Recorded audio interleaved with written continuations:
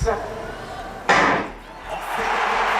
race explodes into life. Oh, this is close, and it's to grass. With the recent conclusion of the Paris 2024 Olympics, the world is still buzzing with excitement. But behind the glamour of this global event lies a disturbing history that few are aware of. The way they portrayed it the other night, I thought that the opening ceremony was a disgrace, actually. Any civilized country should boycott them for this. Here we're pulling back the curtain on the dark secrets of the Olympic Games. And once you've learned about these unsettling facts, we can guarantee that you'll never see the Olympics through the same rose-colored lens again.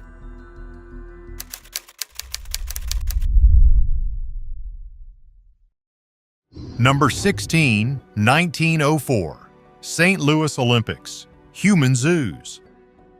A vivid reminder of the ominous undertones of racism and colonialism that dogged the event are the 1904 St. Louis Olympics, which were held in conjunction with the Louisiana Purchase Exposition. Among the most disturbing aspects was the inclusion of Anthropology Days, where indigenous peoples from around the globe were paraded in what can only be described as a human zoo. This exhibition was not merely a sideshow. It was a calculated display designed to reinforce the racist ideologies of the time, showcasing the perceived physical and cultural inferiority of non-Western peoples. At the heart of this grotesque spectacle were over 1,400 individuals from diverse backgrounds, including Ainu from Japan, Igorot from the Philippines, and various Native American tribes. They were housed in faux native villages, which were meticulously constructed to mimic their homelands yet stripped of dignity and autonomy. Fairgoers were encouraged to gawk at these living exhibits, which were framed as anthropological studies, but were in reality a dehumanizing form of entertainment. The organizers, including prominent anthropologists like William McGee, sought to illustrate a hierarchy of races, positioning white Americans at the pinnacle of civilization. The Philippine Reservation was one of the most notorious attractions, where over 1,000 Filipinos were displayed. Visitors were treated to staged performances that included the brutal slaughter of dogs, reinforcing the stereotype of savagery.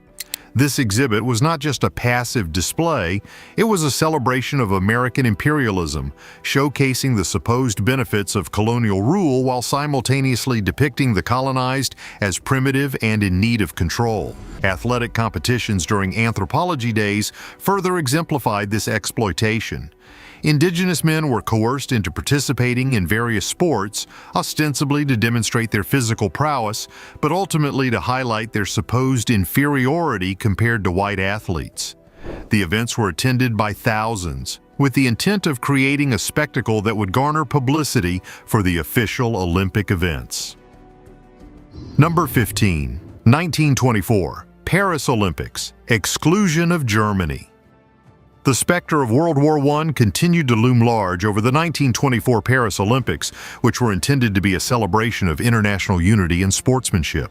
As France, still reeling from the devastating effects of the war, pushed for Germany's exclusion from the Games, the International Olympic Committee found itself caught in a web of geopolitical tensions.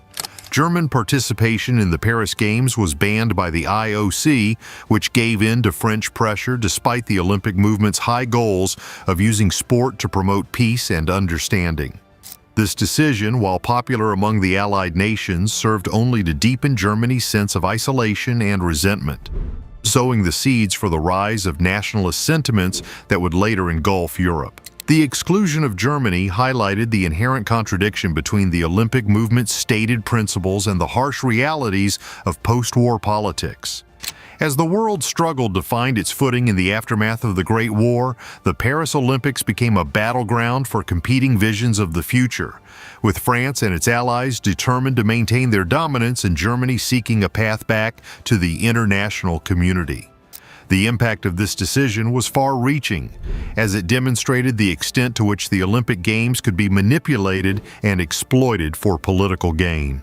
The 1924 Paris Olympics, intended to be a unifying force, instead became a symbol of the divisions that threatened to tear Europe apart once more.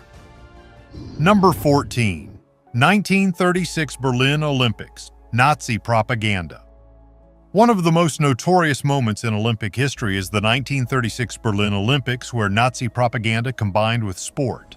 Adolf Hitler's regime seized the opportunity to showcase a powerful, united Germany, using the Games as a platform to promote its ideology of Aryan superiority while masking its oppressive policies against Jews and other marginalized groups. As the world watched, Germany transformed the Olympics into a grand spectacle, filled with Nazi symbols and carefully orchestrated events designed to project an image of national strength and unity.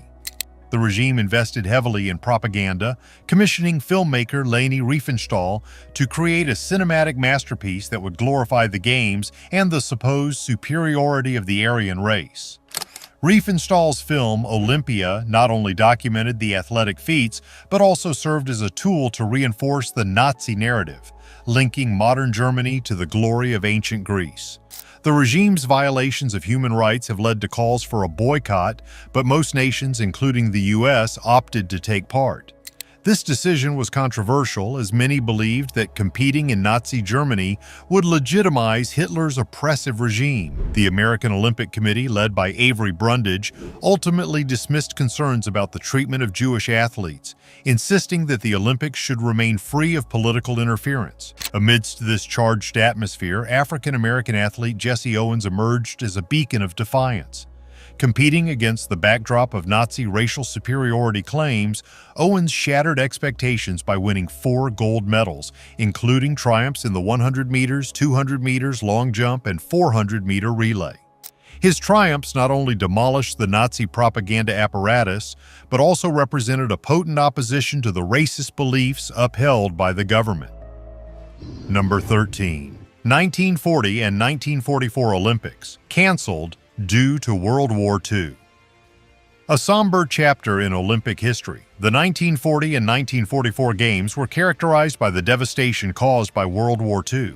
Initially, the 1940 Summer Olympics were set to take place in Tokyo, Japan. However, with the outbreak of the Second Sino-Japanese War and the subsequent escalation into a global conflict, Japan withdrew as host. The International Olympic Committee then reassigned the Games to Helsinki, Finland, which had been the runner-up in the bidding process. Yet as tensions mounted in Europe, the outbreak of World War II in September 1939 rendered the Games impossible. The Winter Olympics of 1940 were also affected. Originally slated for Sapporo, Japan, the event was shifted to St. Moritz, Switzerland, and then ultimately to Garmisch-Partenkirchen, Germany. However, the invasion of Poland by Germany in 1939 sealed the fate of these games, leading to their cancellation as well. The following Olympics, planned for 1944, faced a similar fate. Scheduled to be held in London for the Summer Games and Cortina d'Ampezzo, Italy for the Winter Games, the ongoing conflict made the organization unfeasible. The IOC, while hopeful for a return to normalcy, had to confront the grim reality that the world was engulfed in war. These cancellations were not just logistical failures, they deprived countless athletes of their dreams and aspirations. Many had trained for years, only to see their hopes dashed by a conflict that was reshaping the globe. The absence of the Olympics during these years has highlighted the fragility of international cooperation in the face of political upheaval. Number 12. 1956 Melbourne Olympics, Blood in the Water match. The Blood in the Water match, held during the 1956 Melbourne Olympics, has become a powerful symbol of political tension and national pride, encapsulating the deep-seated animosity between Hungary and the Soviet Union. Just weeks after the brutal Soviet crackdown on the Hungarian Revolution, the water polo teams faced off in a match that would be remembered not just for the score, but for the raw emotion and aggression displayed in the pool. On December 6, 1956, the atmosphere was charged as the Hungarian team, still reeling from the violence back home, prepared to confront their Soviet rivals. The players had been cut off from the news during their training camp and were shocked to learn of the brutal suppression of their fellow citizens. This context fueled their determination to win, transforming the match into a battle for national honor. From the outset, the game was marked by hostility. Tensions flared as players exchanged kicks and punches, with the referees struggling to maintain control. Hungarian star Ervin Zador, who had already scored 2 goals, found himself at the center of the chaos. With just minutes left in the match and Hungary leading 4-0, Zador was viciously struck by Soviet player Valentin Prokopov. Blood streamed from his face, mixing with the water and solidifying the match's infamous moniker. As Zador exited the pool, the crowd erupted in outrage. The predominantly Hungarian audience, filled with expatriates, shouted and jeered at the Soviet players, creating a scene of chaos that required police intervention to prevent a riot. The match concluded with Hungary securing a decisive victory, advancing to win the gold medal against Yugoslavia shortly thereafter. The blood-in-the-water match not only showcased Hungary's athletic prowess, but also highlighted the intersection of sports and global politics during the Cold War. It was a sobering reminder of the ways in which intensely personal and political disputes can materialize in sports competitions. Zador's injury, captured in photographs that circulated worldwide, became emblematic of the struggle against oppression, forever linking the Olympics to the broader narrative of resistance and national identity. Number 11. 1960 Rome Olympics, Apartheid Controversy. The world was changing quickly in 1960, with change winds blowing across Africa and the international community growing more unified in its denunciation of apartheid. This was the backdrop for the Rome Olympics. As South Africa, still firmly entrenched in its racist policies, sought to participate in the Games, the International Olympic Committee found itself at the center of a firestorm of controversy. Pressure mounted from all corners, with African nations threatening to boycott the Olympics if South Africa was allowed to compete. The IOC, recognizing the gravity of the situation, was forced to confront its own complicity in upholding the status quo. After much deliberation, the decision was made to exclude South Africa from the Rome Games, marking a watershed moment in Olympic history. For the first time, the IOC took a stand against racial discrimination, sending a powerful message that the ideals of the Olympic movement could not be reconciled with the injustice of apartheid.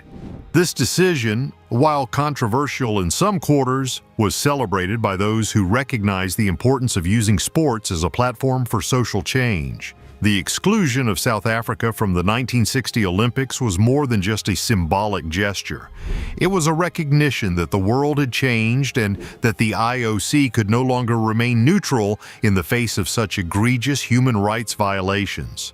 The precedent set in Rome would have far-reaching consequences, as the IOC would be compelled to take similar actions in the years to come. A horrifying incident that exposed the sharp contrast between the Olympic ideals of unity and the harsh reality of political repression overshadowed the 1968 Mexico City Olympics, which were intended to present a modern, dynamic Mexico to the world. Number 10. 1968 Mexico City Olympics, Tlatelolco Massacre. A horrifying incident that exposed the sharp contrast between the Olympic ideals of unity and the harsh reality of political repression overshadowed the 1968 Mexico City Olympics, which were intended to present a modern, dynamic Mexico to the world. Just 10 days before the opening ceremony on October 2, 1968, the Tlatelolco massacre unfolded as the Mexican military and police opened fire on thousands of unarmed student protesters in the Plaza de las Tres Culturas. The students had gathered to demand political reforms and greater freedoms in a country long dominated by the institutional Revolutionary Party. Their chants echoed through the plaza with slogans like, "We don't want the Olympics, we want revolution," reflecting their disillusionment with the government's focus on hosting the Games while ignoring pressing social issues. The atmosphere was charged with tension, as the students sought to harness the international attention brought by the Olympics to highlight their struggle for justice. As the peaceful rally unfolded, the Mexican government, determined to suppress dissent, deployed military forces to the area. What began as a demonstration quickly turned into a bloodbath. Eyewitness accounts tell of soldiers firing indiscriminately into the crowd, leaving hundreds dead and many more injured. The number of fatalities is estimated to have ranged from 300 to 400 according to some sources, while official reports at first downplayed the violence, stating only a small number of people had perished. Following the incident, the government made an effort to hide the severity of the violence by characterizing it as a violent insurrection sparked by radical elements. But in reality, a great deal of innocent lives were lost, and a great deal more were either arrested or vanished. The massacre not only shocked the nation, but also drew international condemnation, tarnishing Mexico's image just as it sought to present itself as a progressive host for the Olympics. Number 9. 1972, Munich Massacre. In sharp contrast to the somber legacy of the 1936 Berlin Games, the 1972 Munich Olympics were meant to be a celebration of peace and unity. The Munich Massacre, a horrifying act of terrorism that happened a few days into the competition, tragically overshadowed the event. On September 5, 1972, members of the Palestinian militant group Black September infiltrated the Olympic Village, taking 11 Israeli athletes hostage in a shocking display of political violence. The terrorists, disguised as athletes, scaled a fence and entered the quarters of the Israeli team, where they quickly shot 2 members and took 9 others captive. Their demands were clear. They sought the release of 234 Palestinian prisoners held in Israel and the freedom of members of a German terrorist group. The situation escalated rapidly, with the world awakening to the unfolding crisis as news broke across the globe. As the hours dragged on, West German authorities struggled to manage the hostage situation. Their security measures were woefully inadequate, and the police were unarmed and ill-prepared for such a violent confrontation. Despite offers from Israel to send in a special forces unit, the German government declined, opting instead for a negotiation strategy that ultimately failed. The rescue operation culminated in a disastrous ambush at Fürstenfeldbruck Air Base, where the terrorists were supposed to be apprehended. Instead, chaos ensued. A poorly coordinated response from German authorities led to a firefight that resulted in the deaths of all 11 hostages, 1 German police officer, and 5 of the terrorists. The remaining 3 terrorists were captured but were released shortly after in a hostage exchange. The Munich Massacre marked a turning point in Olympic history, highlighting the vulnerability of global events to political violence. It raised urgent questions about security at the Olympics and the intersection of sports and terrorism. As countries struggled to understand the global ramifications of such violence, the tragedy's aftermath had a significant influence on international relations. Number 8. 1976 Montreal Olympics, African boycott. One notable political protest that highlighted the relationship between global issues and sports occurred during the 1976 Olympics in Montreal. A total of 28 African nations chose to boycott the Games in response to New Zealand's participation, which was viewed as a tacit endorsement of apartheid. This protest was a direct reaction to the New Zealand rugby team's recent tour of South Africa, which violated the international sports embargo against the racist regime. As tensions rose in the lead-up to the Olympics, the Organization of African Unity took a strong stance against New Zealand's involvement. The OAU's call for the exclusion of New Zealand was fueled by a growing discontent over the country's sporting ties with South Africa, particularly after the Soweto uprising in June 1976, where police brutality resulted in the deaths of hundreds of protesting schoolchildren. This tragic event galvanized African nations, prompting them to take a stand against any nation perceived as complicit in supporting apartheid. The International Olympic Committee faced immense pressure but ultimately refused to bar New Zealand from the Games. In response, 28 African countries, including prominent nations like Kenya, Nigeria, and Tanzania, withdrew from the Olympics, declaring that principles of justice and equality were more important than participation in the Games. This boycott resulted in the absence of approximately 700 athletes, including world-class competitors like Philbert Bayi and John Akibua, who were poised to make their mark in track and field. The boycott had a significant impact, clouding the Olympics in Montreal and emphasizing how international athletic events can serve as platforms for political expression. The lack of African countries at the Games served as a sharp reminder of the ongoing fight against racial injustice and the complexity of world politics, even as the Games went on with some impressive athletic accomplishments. Number 7. 1980 Moscow Olympics, U.S. boycott. Though a major boycott spearheaded by the United States marred the 1980 Olympics in Moscow, which were supposed to be a grand display of athletic brilliance, they instead turned into a political arena during the Cold War. The catalyst for this unprecedented move was the Soviet Union's invasion of Afghanistan in December 1979, which escalated tensions between the superpowers and prompted U.S. President Jimmy Carter to take a firm stand. Carter's administration viewed the invasion as a blatant act of aggression, one that could not go unanswered. In a bold move, he called for a boycott of the Olympics, urging other nations to join the U.S. in withdrawing their athletes from the Games. The response was swift. More than 60 countries ultimately joined the boycott, making it the largest in Olympic history. This decision denied countless American athletes the opportunity to compete on the world stage, turning years of hard work and dedication into dashed dreams. The U.S. Olympic Committee initially hesitated, but ultimately voted in favor of the boycott, aligning with Carter's stance that participation would lend legitimacy to the Soviet regime during a time of international crisis. Vice President Walter Mondale articulated the administration's rationale, stating that the boycott was not merely a sports issue, but a matter of national security and a reflection of American values. He emphasized that allowing U.S. athletes to compete would be seen as tacit approval of the Soviet actions in Afghanistan. The Soviet Union went ahead with the Games in spite of the political unrest. They were well run, but tarnished by the absence of important rivals. 80 gold medals and 195 overall were won by Soviet athletes, who dominated the medal count, but their victories were less meaningful because there was no international competition.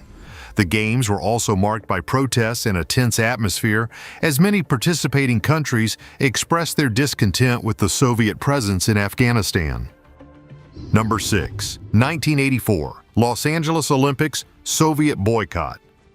With the opportunity to demonstrate its athletic ability and global influence, the 1984 Summer Olympics in Los Angeles were expected to be a glorious return for the United States. However, the Games were overshadowed by a looming specter from the past, the Soviet-led boycott that threatened to derail the festivities before they even began. Just 4 years after the U.S. boycotted the Moscow Olympics in protest of the Soviet invasion of Afghanistan, the tables had turned. The Soviets, still smarting from that earlier snub, decided it was time for payback.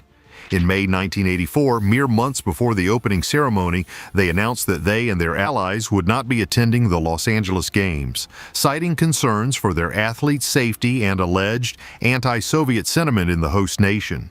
The boycott was a massive blow to the competitive field, with over 60 countries ultimately joining the Soviet-led withdrawal. Powerhouses like East Germany, Cuba, and Vietnam were among the absentees, robbing the Games of some of their most talented athletes. But the 1984 Olympics went forward, determined to show that political intrigue could not destroy the Olympic spirit, even in the face of glaring gaps in the rosters. What followed was a triumph of American organization and showmanship. The Los Angeles Games set new standards for Olympic commercialization, with private corporations playing a significant role in funding and staging the event. This innovative approach allowed the Games to turn a profit, a rarity in Olympic history. The athletes who did compete put on a show for all ages, with the U.S. team in particular dominating the medal table. Yet beneath the glitz and glory, the specter of the Cold War loomed large. The Soviet boycott was a stark reminder that the Olympics had become a battleground for global superpowers, where political scores were settled and ideological battles waged. Number 5. 1996 Atlanta Olympics, Centennial Park bombing. The goal of the 1996 Summer Olympics in Atlanta was to unite athletes and fans from all over the world in the pursuit of sports greatness. But on a fateful night, July 27, 1996, the Games were shaken to their core by a devastating act of terror that would forever alter the Olympic landscape. As the city of Atlanta basked in the glow of the Olympic torch, thousands of revelers had gathered in Centennial Olympic Park for a late-night concert. Little did they know that a dark shadow was looming over the festivities in the form of a pipe bomb packed with nails and smokeless powder. The blast, which ripped through the crowd shortly after 1 a.m., left a trail of destruction in its wake.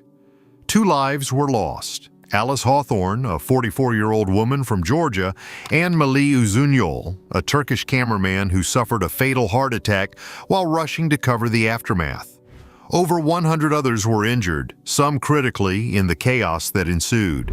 In the immediate aftermath, the focus of the investigation fell on Richard Jewell, a security guard who had discovered the suspicious backpack and alerted authorities. Jewell, hailed as a hero for his quick thinking, soon found himself at the center of a media firestorm as the FBI pursued him as a potential suspect. It would take months for Jewell to be exonerated, his reputation forever tarnished by the ordeal. It would take nearly 7 years for the FBI to identify and apprehend Eric Robert Rudolph, an anti-abortion extremist with a twisted agenda. Rudolph, who would go on to carry out 3 more bombings in Atlanta and Birmingham, Alabama, was eventually captured in 2003 and sentenced to life imprisonment for his crimes. Number 4. 2000 Sydney Olympics, Stolen Generations Protest. The 2000 Sydney Olympics were heralded as a celebration of sport and unity, yet they were deeply intertwined with the painful history of Australia's Indigenous peoples. As the world gathered to witness athletic excellence, Indigenous Australians took to the streets to protest the injustices faced by the stolen generations. Aboriginal and Torres Strait Islander children forcibly removed from their families under assimilation policies. Activists organized a series of demonstrations prominently featuring a Sorry Day march that coincided with the Olympics. This event aimed to draw attention to the Australian government's failure to apologize for the historical trauma inflicted upon Indigenous families and to provide reparations for the suffering endured. The protests were not just a local affair, they captured global attention, highlighting the stark contrast between the joyous celebrations of the Games and the ongoing struggles for justice and recognition faced by Indigenous communities. The term stolen generations refers to the estimated 100,000 Aboriginal children who were forcibly taken from their families between 1910 and 1970, often under the guise of providing them with better opportunities.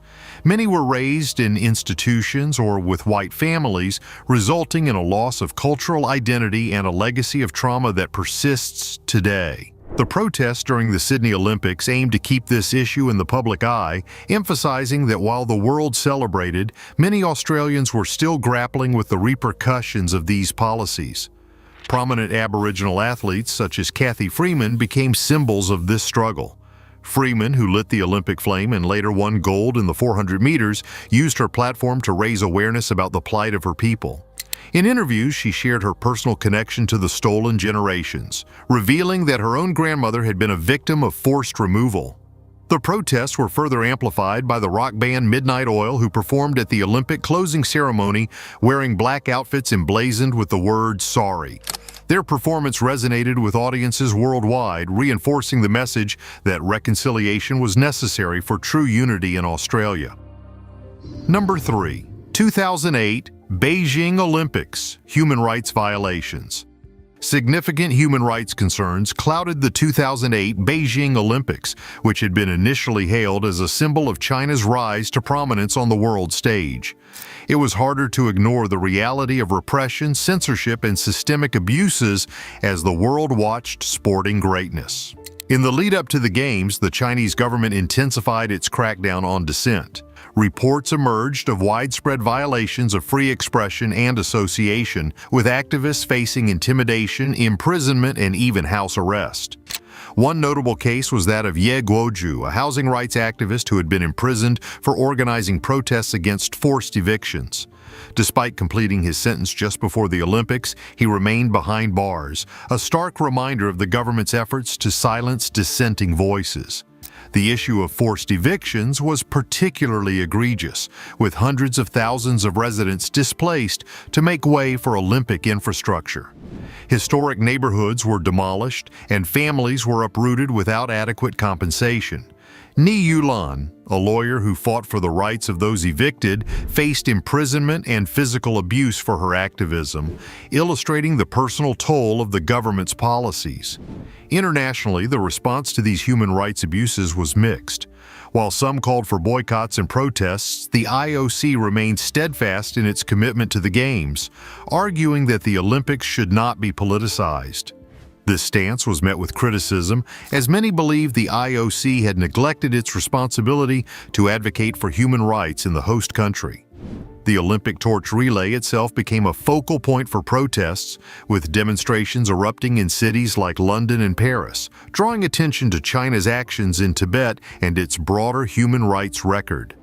The legacy of the 2008 Olympics is complex. While they did enhance global awareness of human rights issues, the immediate impact on Chinese policies was limited. At the end of the day, the Games reminded us of the fine line that separates politics from sport and how global events have the power to both highlight and hide the reality of human rights. The 2008 Beijing Olympics serve as a poignant illustration of the difficulties in balancing the ideal of the Olympics with the harsh realities of international politics as the world continues to struggle with these issues. Number 2, 2014 Sochi Olympics, Environmental and Human Rights Concerns.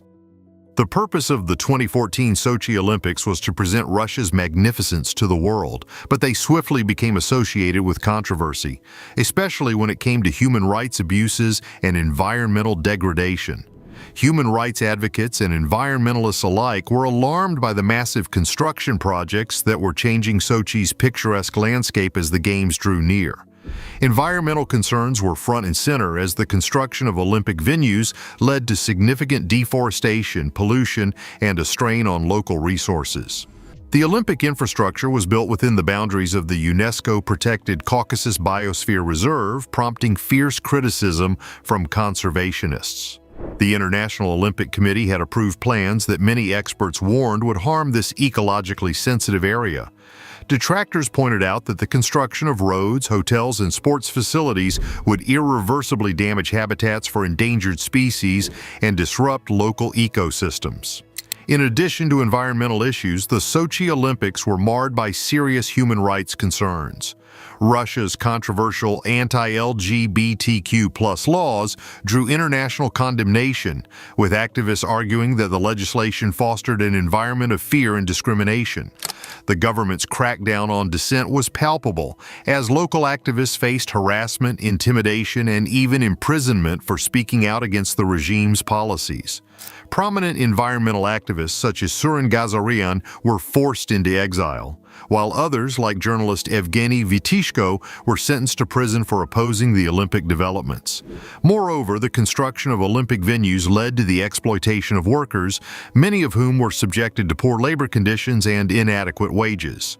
Reports of corruption further tainted the Games, with allegations that funds earmarked for construction were misappropriated, leaving many projects underfunded and poorly executed. Visitors arriving in Sochi faced incomplete accommodations and inadequate facilities, leading to widespread dissatisfaction.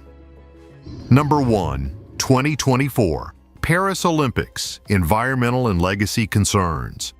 Even though the 2024 Summer Olympics in Paris are expected to be historic occasions, environmental and legacy issues are already drawing a lot of attention. The difficulties of organizing a major global event in the face of rising climate awareness have come to light as the Games get closer. Environmental issues are at the heart of the controversy. The construction and preparation for the Olympics have raised alarms about deforestation, pollution, and the strain on local resources. While Paris aims to host a green Olympics, the reality of achieving these ambitious sustainability goals remains daunting. Organizers have pledged to cut carbon emissions in half compared to previous Games, targeting a total of 1.58 million tons of CO2. However, critics argue that this figure still represents a substantial environmental impact, especially given that transportation emissions alone are expected to account for nearly 40% of the total. To mitigate these concerns, the Paris Organizing Committee has committed to using existing venues and temporary structures, with 95% of the facilities either pre-existing or repurposed. This approach aims to minimize the carbon footprint associated with new construction. Additionally, the Games will feature a significant emphasis on plant-based food options, with 60% of meals served being vegetarian and a ban on single-use plastics to reduce waste. However, the legacy concerns surrounding the Olympics are equally pressing. Questions about the post-Games use of venues loom large, as many cities have struggled with white elephant facilities that fall into disuse after the event. The potential for gentrification and housing affordability issues in the wake of the Olympics also raises red flags. The Olympic Village, built on a former industrial site, is slated to be transformed into a sustainable community post-Games, but whether this will genuinely benefit local residents remains to be seen. We are coming to an end here today. Thanks for watching, and for such top listing videos, subscribe to our channel.